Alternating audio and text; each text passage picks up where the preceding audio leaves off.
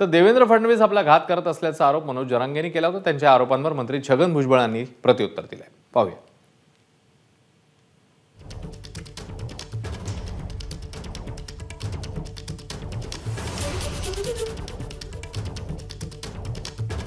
कोण त्याचा घात करेल?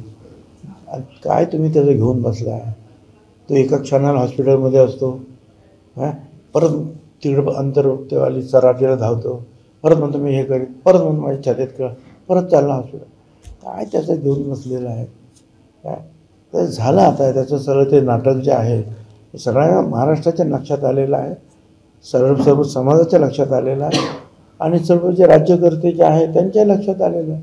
आता हे सगळं करून जर ते ऐकत नसतील तर ते आणि ते न ऐकणार आहे, ते मारुतीचं शेपूट आहे, ते वाढणार आहे, काय केलं तरी चालूच आहे। तो नाही शिकायचा आम्हाला समाजाबद्दल आणि नाटकाबद्दल। आम्हाला माहिती आहे आमच्या वेदना काय आहेत आणि उपोषण म्हणजे काय असतं। मी 17 दिवस बसलो, तू फक्त 9 दिवस बस। तुला कुंकुम तो धूर निघतो मागून पुढून, तुला कळणार सुद्धा नाही उपोषण म्हणजे काय असतं आणि दवाखाना का सोडतो का जातो याची तुला नाही कळणार, कारण तुला आयतं खायची सवय लागलेली।